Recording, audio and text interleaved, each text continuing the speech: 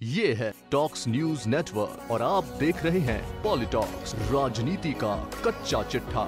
साल 2024 में लोकसभा चुनाव होने हैं। चुनावी रणनीतिकार के रूप में देश भर में अपना लोहा मनवा चुके प्रशांत किशोर और राष्ट्रवादी कांग्रेस पार्टी के सुप्रीमो शरद पवार की मुलाकातों ने सियासी अफवाहों को जोर दे दिया है। इन मुलाकातों में प्रशांत किशोर ने लोकसभा चुनाव में भाजपा को हराने को लेकर अपनी निर्वाचन क्षेत्रवार गणित को स्पष्ट किया है। सियासी पंडितों का कहना है कि क्या प्रशांत किशोर के पास सच में बीजेपी को हराने का फॉर्मूला है।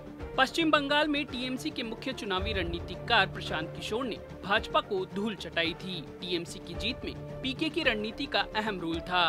अब बंगाल की जीत के बाद प्रशांत किशोर के दिमाग में क्या चल रहा है, ये तो समय ही बताएगा। लेकिन पिछले पखवाड़े में हुई पीके और शरद पवार की मीटिंग में देश की हर लोकसभा सीट को लेकर दोनों के बीच बात हुई है। सूत्रों की माने तो पीके का मानना है कि यदि आमने सामने का मुकाबला हो तो भाजपा को आसानी से सत्ता से बाहर किया जा सकता है। पीके का कैलकुलेशन है कि विपक्षी पार्टियों के मत विभाजित होने के कारण ही भाजपा साल 2014 और साल 2019 में सत्ता में आई थी। सूत्रों की माने तो प्रशांत किशोर का फॉर्मूला है कि अभी लोकसभा चुनाव में समय है, किसी भी प्रकार के मतभेदों को दूर करने के लिए पर्याप्त वार्ता और विचार विमर्श किया जा सकता है, ताकि 543 सीटों में से कम 350 सीटों पर सीधी टक्कर यानी भाजपा से 1 to 1 फाइट होनी चाहिए। ऐसा भी बताया जा रहा है कि प्रशांत किशोर ने पवार को सलाह भी दी है कि कांग्रेस के बिना किसी भी मोर्चे की कवायद को विराम लगा दें। मंगलवार को शरद पवार ने कुछ राजनीतिक दलों के नेताओं के साथ मीटिंग की थी।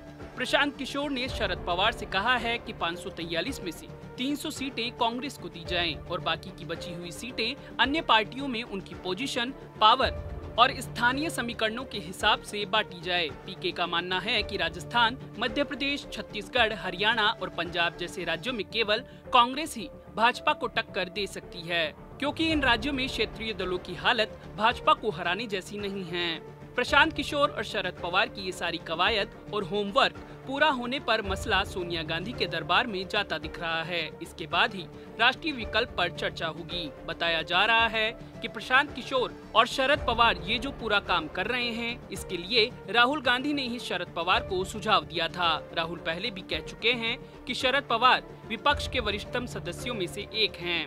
बताया जा रहा है कि राहुल गांधी के कहने पर ही पंजाब के सीएम कैप्टन अमरिंदर सिंह ने प्रशांत किशोर को पंजाब सरकार का प्रधान सलाहकार बनाया है। पीके को कैप्टन ने कैबिनेट मंत्री का दर्जा दिया है ताकि विधानसभा चुनाव में पीके की मदद ली जा सके।